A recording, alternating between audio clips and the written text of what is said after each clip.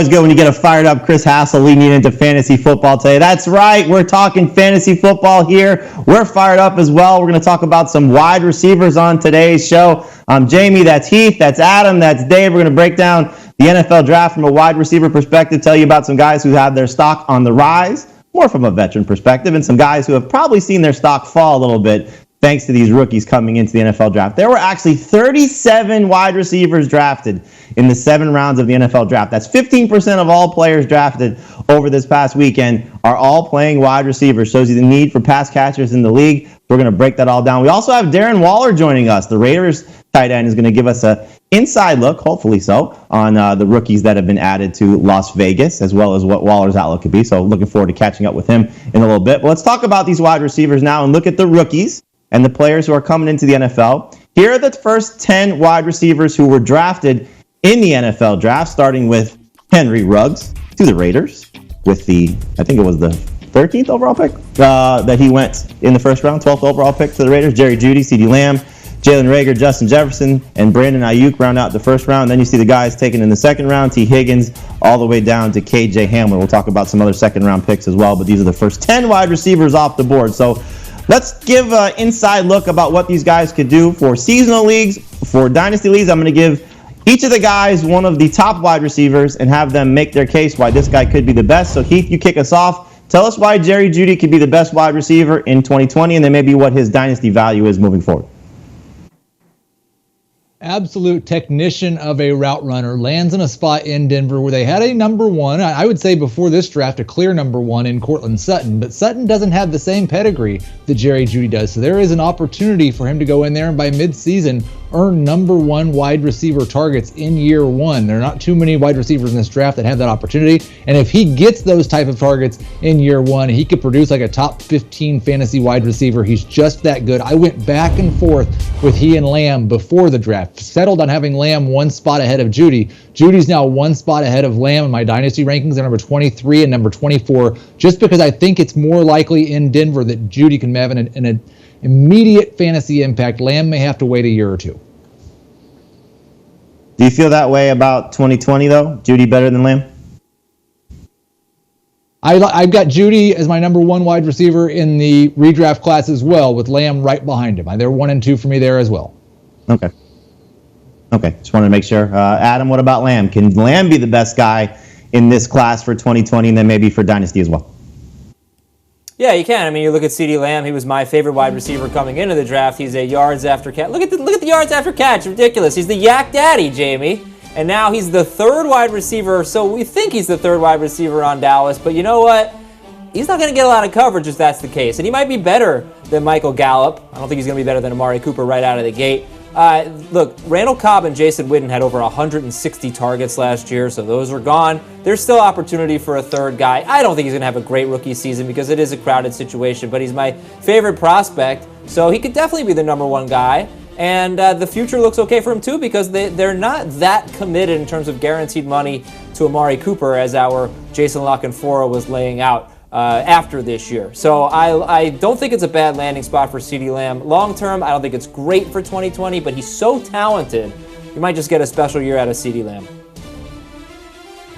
In redraft leagues, rank the Cowboys receivers for me. Cooper, Gallup, and Lamb is how I have it. What about you? Yeah, I'd do the same thing, but Cooper would be way ahead of Gallup and Lamb. If Cooper is as good as I think he is, he won't be all that impacted by Ceedee Lamb, whereas I think Michael Gallup will be. Although Gallup does fill kind of a different role for the team, and Lamb would be probably more short area target guy like a Randall Cobb, I think, in his rookie year. So I still think you rank them the veterans first. Let's go with seniority. Cooper, then Gallup, then Lamb. All right, so we'll see how that plays out. Some people may take Lamb over Judy, and some people may take Jalen Reagor over everybody in this class. Dave, I know you're really excited about the Eagles' first-round pick, so we'll see if Reagor from TCU can sort of overcome what could be a crowded situation, but make your case why Reagor is the best rookie in this wide receiver class. He's not the best rookie wide receiver in terms of dynasty. I'll still take Lamb and Judy ahead of Reagor, but for 2020, I think he's got the clearest path to get 120 targets. I'm not worried about Alshon Jeffrey coming back. He's on the wrong side of 30. He's got a broken foot. He was inconsistent to begin with before he got hurt. And all the other receivers that Philadelphia has, other than Deshaun Jackson, I don't think they're nearly as complete products as Jalen Reagor is. He's unheralded because he didn't go to a big-time school. He didn't have big-time stats, but he's as fast, if not faster than Jerry Judy. He's definitely faster than Ceedee Lamb. He plays physical. He's got a 42-inch vertical. The dude is a baller, and I think with the offense that Philadelphia has, you can see Jalen Reagor pick up a lot of targets and a lot of yards. I see him with potential to finish as a top 24 receiver this year. Where are you drafting Jalen Reagor in redraft leagues? In redraft, where am I drafting Jalen? I'm sorry, Jamie, I didn't hear your question. Yes, in redraft leagues, where are you taking Jalen Reagor? I think I can find him in round 8, and I'd be really comfortable taking him there. I think most people, other than me, can take him in round 9 or round 10 and feel really good about it. Yeah, I don't see his average draft position going before the double-digit rounds, but I do think that if Alshon Jeffrey is out or somehow off the roster for Philadelphia, then Reagor's fantasy value will rise. It's just a little hard to trust him if everybody is back for Philadelphia, which is what it seems.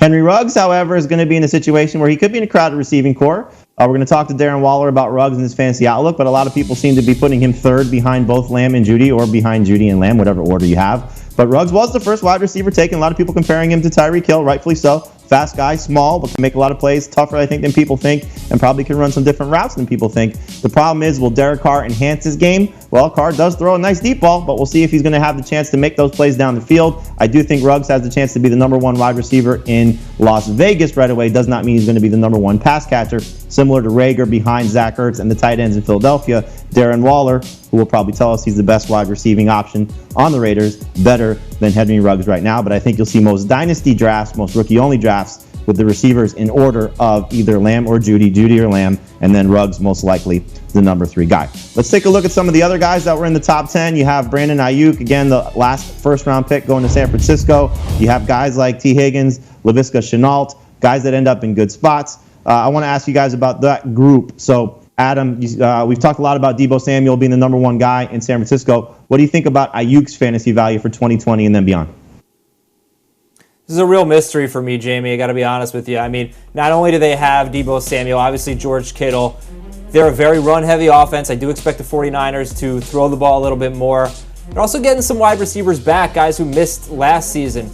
I don't think I'm going to be drafting Brandon Ayuk this year. He's going to have to be one of those players that is just going to surprise us, and we're going to pick him up off waivers. It's a baffling situation. It's not like Justin Jefferson, who just walks into a nice role and you know what you're going to at least get in terms of targets, I think, from Justin Jefferson. Ayuk is a mystery, so I'm hands-off this year. Certainly in a dynasty league, anybody who gets taken in the first round of the NFL draft, you got to be pretty interested in. I think he's a late first, early second-round pick in a rookie draft. But I am really confused and not super optimistic about Ayuk for 2020.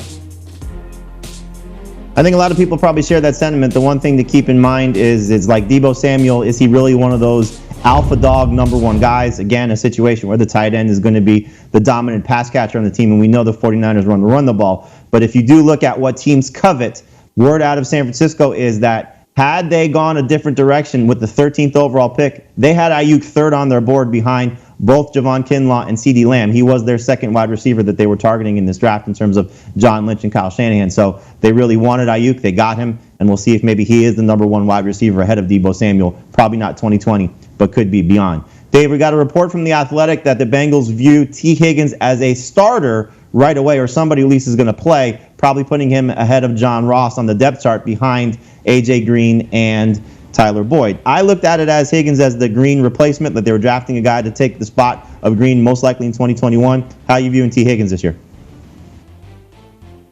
For this year, I'm not real excited to draft him. I do expect Cincinnati to use a lot of 4 and 5 receiver sets, which means Higgins is going to play a lot. It doesn't mean he's necessarily going to see a lot of targets. I still think that Boyd and Green will lead the way in targets for Cincinnati. Higgins could be third. Wouldn't surprise me if he had 90 targets by the end of the year, but he really needs an injury to A.J. Green or Boyd or even John Ross to really fulfill the upside that he has. I think if you look at him in round 11 or later and you decide to draft him, you better be patient with him. I can tend to be an impatient fantasy manager. If I draft him and by week 2 he's not doing anything, I'd probably cut him. That means he's somebody that I'm not real interested in drafting with the top 120 pick. Keith, what about Shenault? You're obviously a big fan of Gardner Minshew. Looks like he's going to be the starting quarterback for the Jaguars, barring some unforeseen situation over the next couple of weeks, couple of months. But they know they have an incomplete wide receiving core. DJ Chark, the number 1 guy, and then it's just a bunch of guys behind him, except for Shenault, who they seem to like. They target him in the second round. Our buddy Ben Gretch is very high on the receiver from Colorado. What do you think he's going to do as a rookie, and maybe where do you see him after a year from now?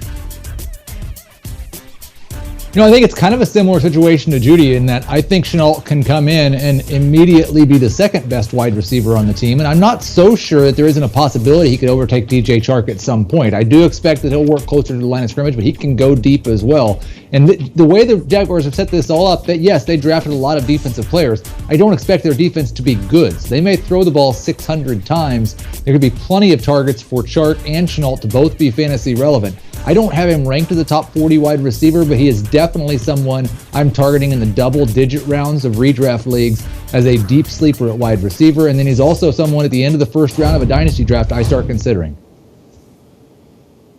I think exactly what you said about Shenault. I feel the same way about Michael Pittman, who ended up in Indianapolis. We know what that Colts wide receiver core is. Maybe we'll get more from Paris Campbell in his second year, but he was a hard time getting on the field last year due to injuries. T.Y. Hilton's 31. So he's getting older, and as we know, this could be a team that's going to have some changeover next year if Phillip Rivers isn't brought back. So we could see Pittman maybe sliding into that number 1 role sooner rather than later, but he's going to be the number 2 receiver right now for the Colts. He's a big target, and I think that's going to be something that Phillip Rivers leans on, maybe like he did with Mike Williams as a guy that could find the end zone. So Pittman's somebody I'm very interested in. Late first round, early second round in rookie-only drafts, and a late round pick in redraft leagues. I think these wide receivers that we've been talking about, maybe outside of Higgins for 2020, all have an opportunity to be successful rookies, and maybe by the end of the year could start making some plays. Let's go now to the second list of guys, the second list of 10 guys that were taken in round 2 and beyond. And you see this list here: Chase Claypool, Van Jefferson, Denzel Mims. Mims, a little bit of a surprise that maybe he fell as far as he did in the second round.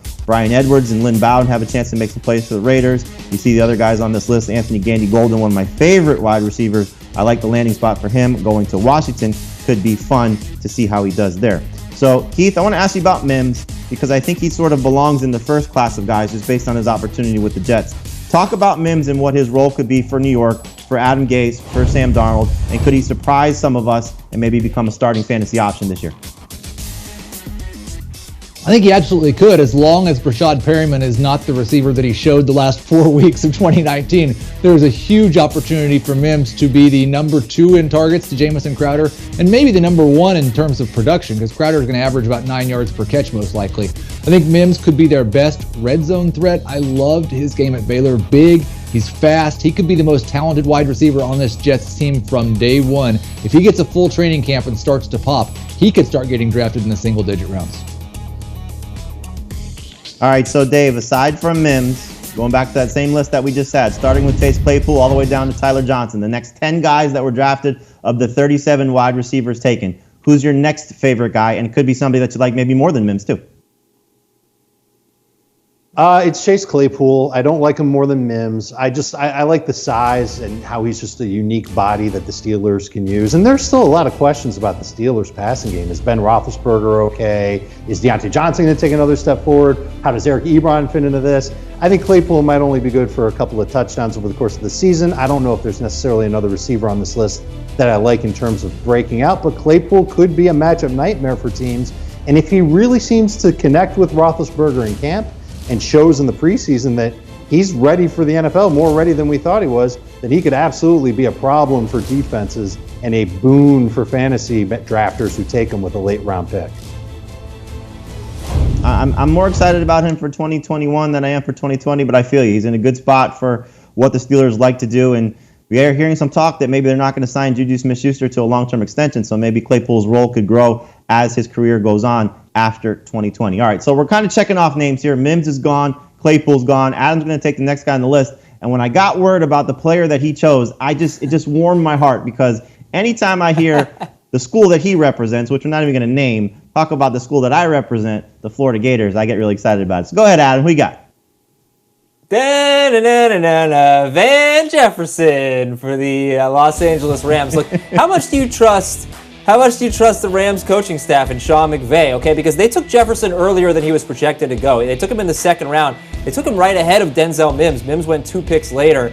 And Mims, I think, would have been a better fit for the Rams offense just because Jefferson seems a little bit redundant with the wide receivers that they already have. He's not really a deep threat. He's a really good route runner. He doesn't have great speed. So I don't think Jefferson is a 2020 play, but I do think he's a sneaky pick in dynasty leagues. Obviously, he's going to get drafted, but he might be better than you think because it wouldn't surprise me based on the contract details if Robert Woods is cut next year. And it's not because Woods is bad, because he's kind of expensive, and this might be the replacement for Van Jefferson. We know they've had trouble with their cap a little bit. I mean, a lot of dead money to Brandon Cooks, to Todd Gurley, so they might have to get a little bit thrifty. I think Jefferson's time could come in 2021. I don't think he's worth drafting in 2020, but a really good route runner, that seems like the type of wide receiver that Sean McVay would like and would thrive in this system, and maybe next year he steps in and he's the number 2 wide receiver behind Cooper Kupp.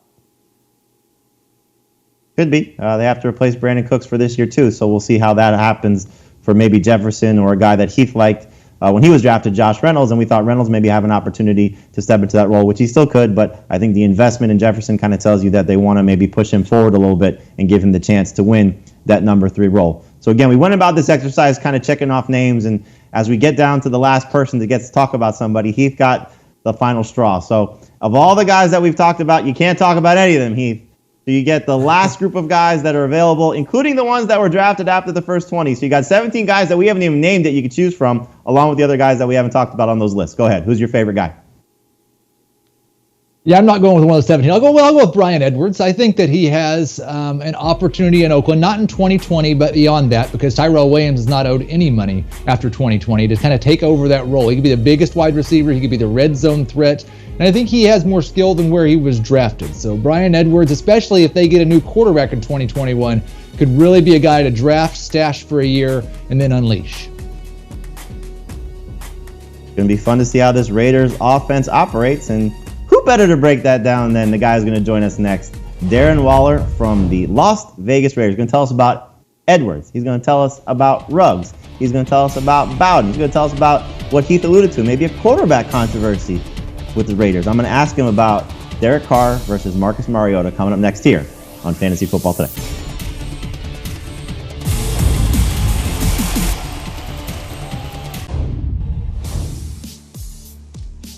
Welcome back to Fantasy Football Today. It's a pleasure now to talk about some of the best tight ends in football. And as you see here from 2019, here's the best of the best, starting with Travis Kelce. And then you see all the way down there at number 5, the man who's about to join us on the show, Darren Waller, now of the Las Vegas Raiders. Last year, he put up all this production with the Oakland Raiders, but nothing's going to change about this guy because he's awesome. He's a special talent, and he may be a pretty good musician as well. Thanks for taking the time to join us here, Darren Waller. We appreciate it. And thanks you guys for having me. I really appreciate it. I want to ask you, obviously things are a little bit different right now. How's quarantine life been like for you, and what are you doing to stay in shape to get ready for the upcoming season?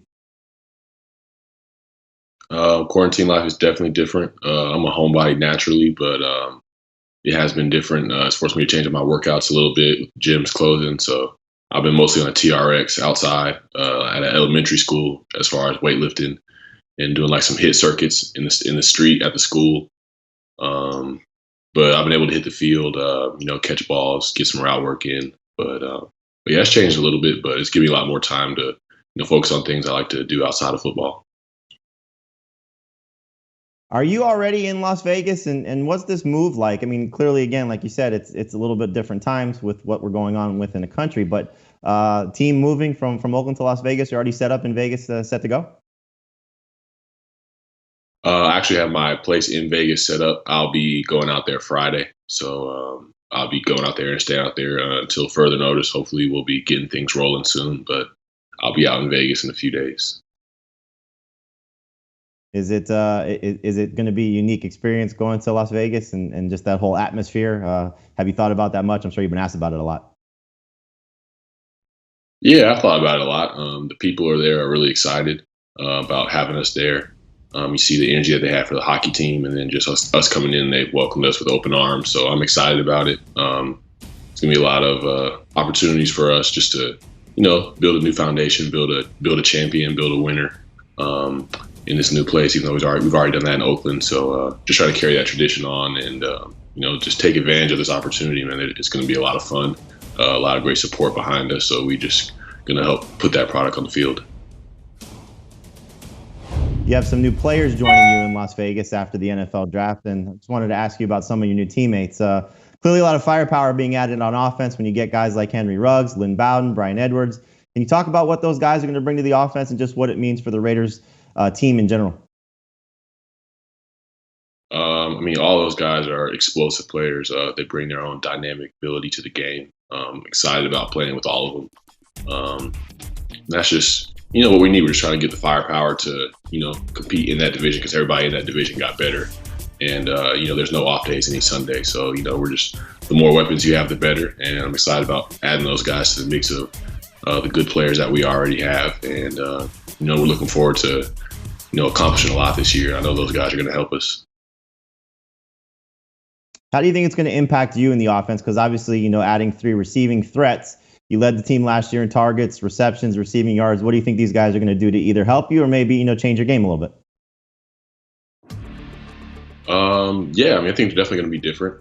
If my targets go down and my catches go down, that's okay. If that means more balance on offense, it means defenses are having a harder time with us. If I have 70 catches, then that's great too, because we're trying to win at the end of the day. We're trying to win championships. So I'll let my stats take a hit gladly if these guys come in and take some attention off of me and just kind of make our offense a lot more balanced and help Josh out in the offensive line as well. So I'm excited about adding more to the mix. Tell me about last year. Now you had some time to reflect on just that breakout season that you had. What was that like? I mean, is it everything that you envisioned once you were able to overcome some of your past history and just get on track with your NFL career and just, reflect on the 2019 season, if you will, and just all the accomplishments that you had? It was definitely more than I envisioned. I never really saw myself producing in that role really before, the preparation that took place last year was when I really started to envision myself doing that. But it was special. It was more than I ever could have imagined.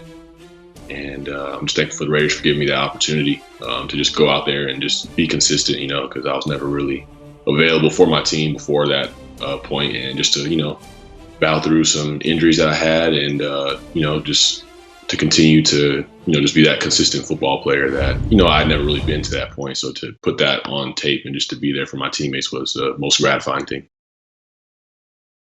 I'm glad that you said put that on tape, because obviously now defense coordinators, you got a target on your back. So how do you improve as a player? How do you improve as a receiving threat? How do you improve as a blocker? Just, how do you take your game to the next level?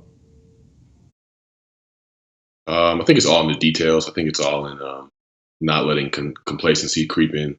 Just knowing that you always got to be willing to learn, always got to be willing to add certain things to your game, add new routes, add new ways to run those routes.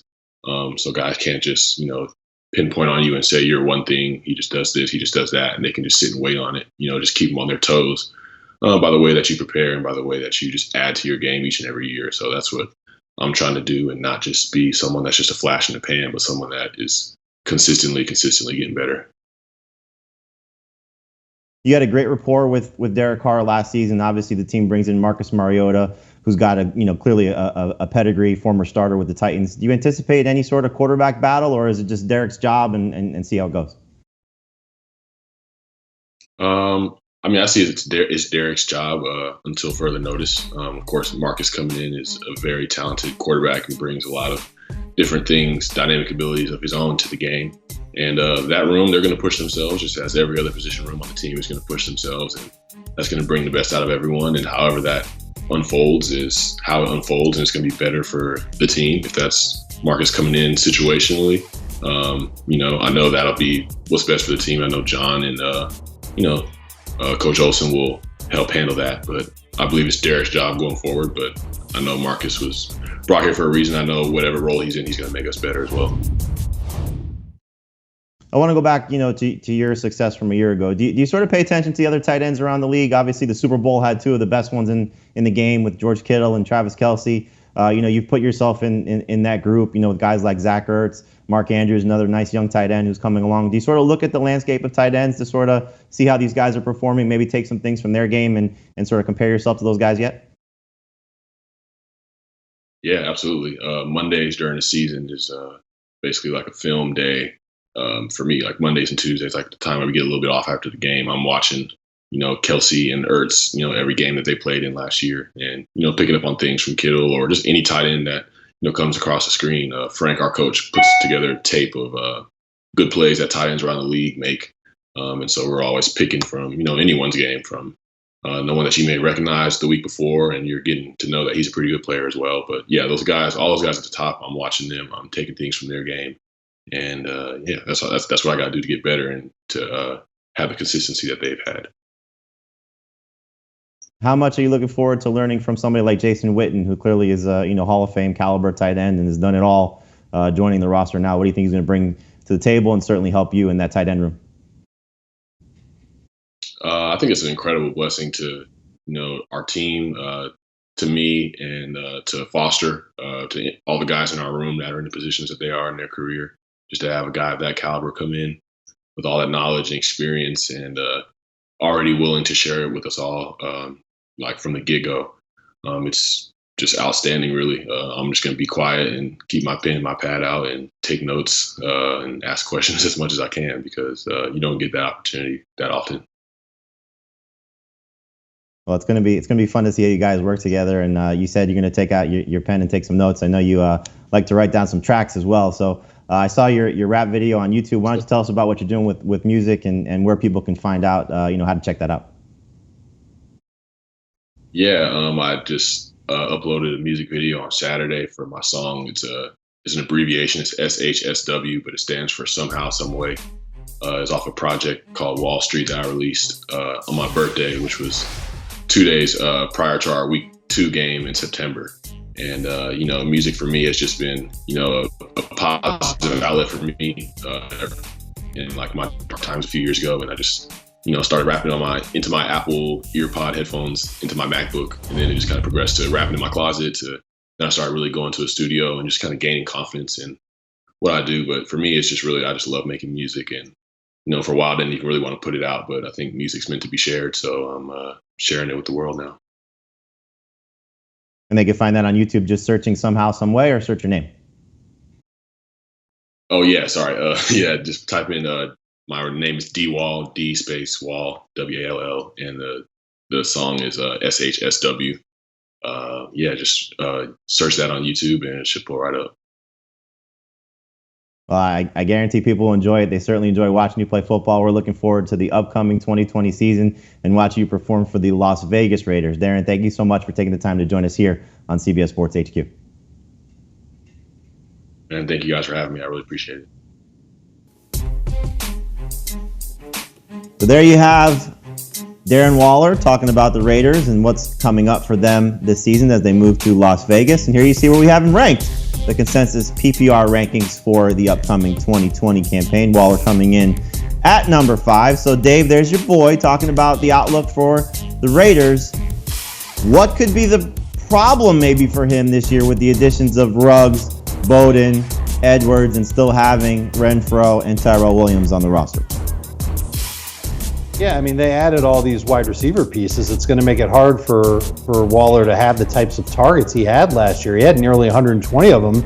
That's outstanding, and it sounds like he's cool with the numbers going down. The problem is I'm not sure how many other tight ends I feel confident taking ahead of Darren Waller. The big 3, they're definitely going to go ahead of him. You can call it the big 4. Mark Andrews should be up there. I'm a big fan of Tyler Higbee. I think he should be ahead of Darren Waller.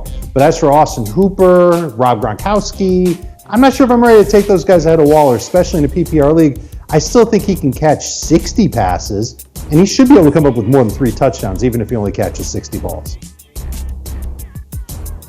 When we look at Ruggs and Edwards, we'll keep Bowden out of this just because he's most likely going to play running back. Heath, can Ruggs really surprise us and sort of maybe be better than Juedy, be better than Lamb? I know we spent some time at the top of the show talking about that, but does he really have a legitimate threat, legitimate chance to be one of the potential best receivers in this class and maybe a starting fantasy option for 2020? I don't know how legitimate it is, but it's not hard to imagine. I mean, he's ridiculously talented and faster than everyone on the field almost every game that he plays. So that's certainly going to help. If the Raiders get real creative, and that's the one thing I'm a little bit concerned that in year one, it's going to be Waller at tight end, Renfrow in the slot, and Ruggs outside opposite Tyrell Williams, and I don't love that situation for him. But if they decide to use him more inside, maybe not all the time, Renfrow is going to be on the field sometimes, but he's playing the slot a little bit more and he's dominating those short area targets, and they're using him on jet sweeps, kind of like what the Chiefs did with Tyreek Hill in his rookie year before he became a complete wide receiver, then yeah, I think he could score a bunch of touchdowns and end up as a top 24 guy. Adam, we've talked a lot about where Josh Jacobs falls with all of this, and he may benefit with all of these receiving options being added. He may lose a little bit just because of Bowden, and Jalen Richard as a pass catcher. How does the offense sort of come together and help or hinder Josh Jacobs for this year? I think it could only be good. I think that he's going to be the primary ball carrier by a long shot. Nobody's threatening him. He might be among the league leaders in carries, or at least carries per game. Let's just hope he can stay healthy. He should get all of the goal line work. So things are really looking good for Josh Jacobs. I think he's an easy round 2 pick in a non-PPR league, and honestly, I think he might even be close to round 1 pick. I'm going to be very high on Josh Jacobs. I think he's a great talent. He made some moves last year that were just eye-popping. You look at him and you say, wow, he could be one of those great running backs in the NFL. The problem, of course, is what will his work be in the passing game? I don't think he's going to get to that 50-catch threshold. Can he get to 35? Can he get to 40? I hope so. If he can get to, let's say, 35 to 40 catches this season, Josh Jacobs could be a real breakout. He had a really good year last year, but I mean, he could play like a first rounder. So I think things are great. I just love they didn't bring in big competition for him. They're not taking him off the field near the end zone, near the goal line. So a better offense could lead to more touchdowns, more fantasy points. I think the arrow is pointing up big time for Jacobs. Yep, stock up for Jacobs, and we'll find out about some other receivers who could see their stock on the rise. We're going to take a look at some wide receivers who are benefiting because of some of the moves that happened in the NFL draft, some of the moves that happened this offseason. When we come back next year on Fantasy Football Today, we're going to tell you about Adam Thielen, T.Y. Hilton, Cooper Kupp, receivers that are on the rise as we break down some more talk with the wide receiver position for 2020 next year on H2.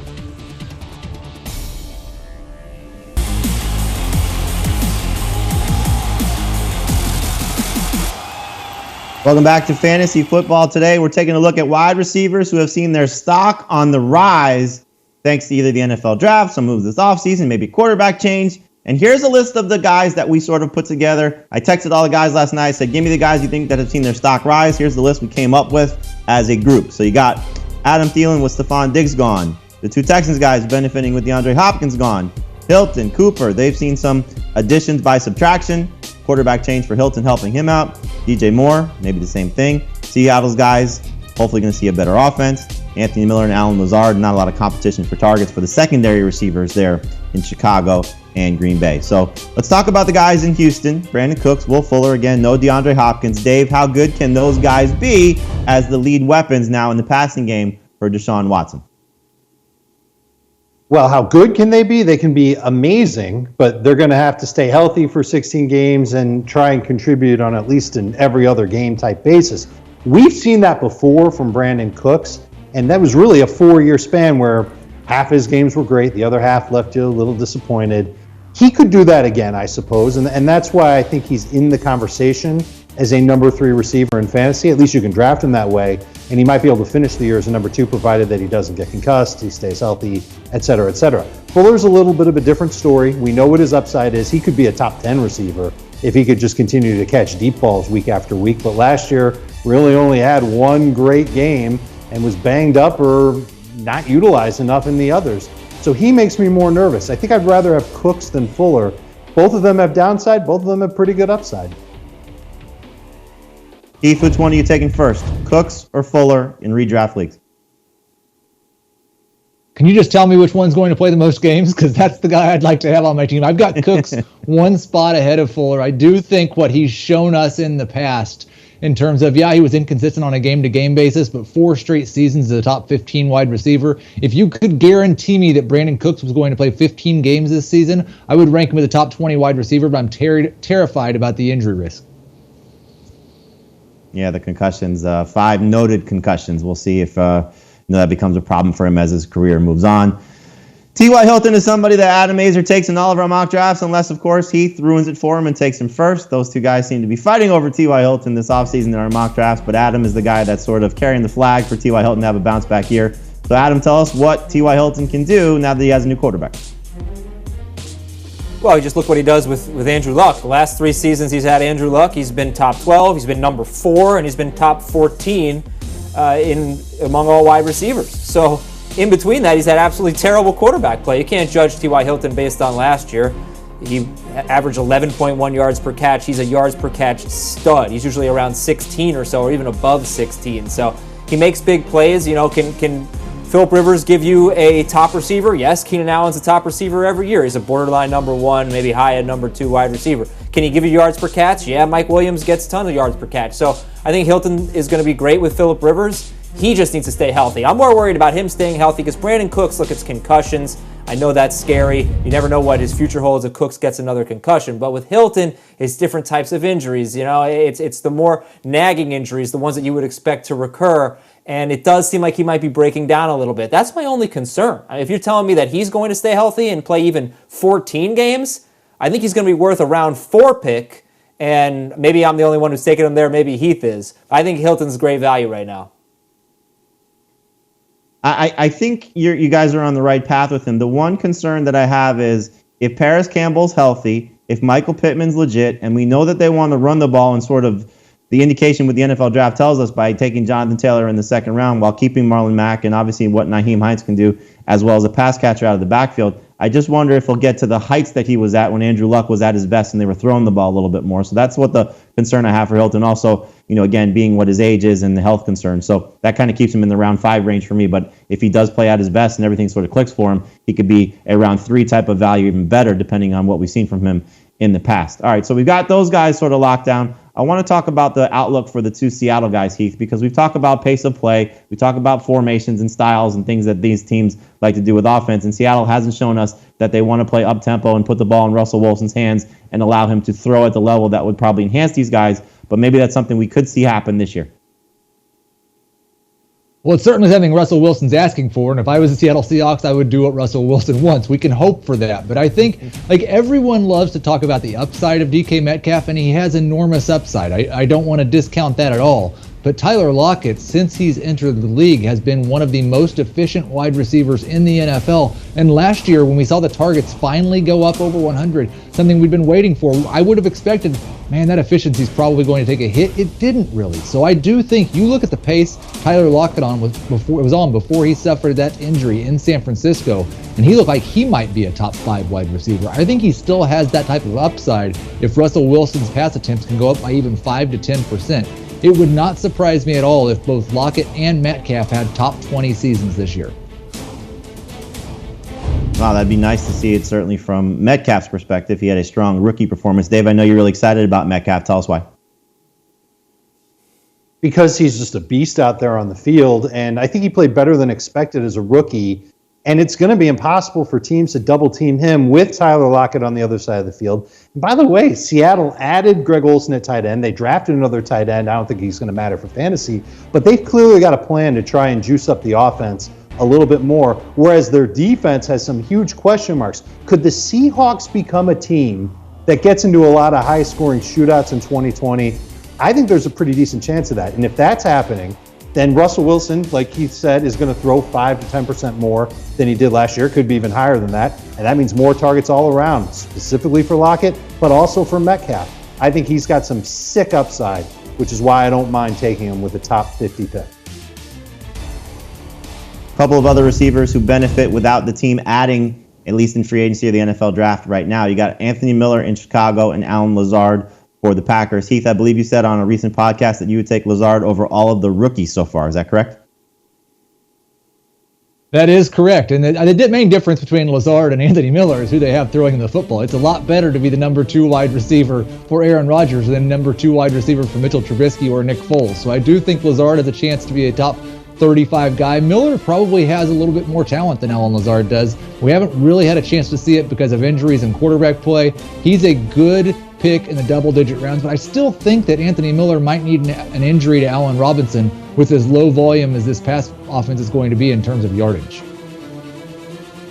The one thing that we did see from Miller, though, when Taylor Gabriel was out last season, his numbers did tend to elevate a little bit. So hopefully Nick Foles coming in, yes, he's not Aaron Rodgers, but maybe he's better than Mitchell Trubisky, which would be the hope. But targets could definitely be there for him, and that's, I think, what you're looking for if you're taking Miller with a late-round pick. Same thing with Lazard. We're going to probably hype him up a little bit just based on what happened with the Packers draft and not adding anybody when they could have taken Denzel Mims in round 1 or any receiver, really, for that matter, throughout the rest of the draft that was available to them. But they said Aaron Rodgers will give you a backup quarterback and a third-string running back instead. Good luck with that receiving core. Hopefully Lazard takes advantage of that situation. His stock is on the rise. Some wide receivers, however, that are going to see their stock fall. We're going to talk about those guys coming up next, and some big-name ones at that. Odell Beckham. Guys think he's falling. What about Juju Smith-Schuster? Could he be somebody whose stock is on the decline? And then Mike Evans, despite getting Tom Brady, may not be the best situation for him. Tell you about those guys next year on Fantasy Football Today.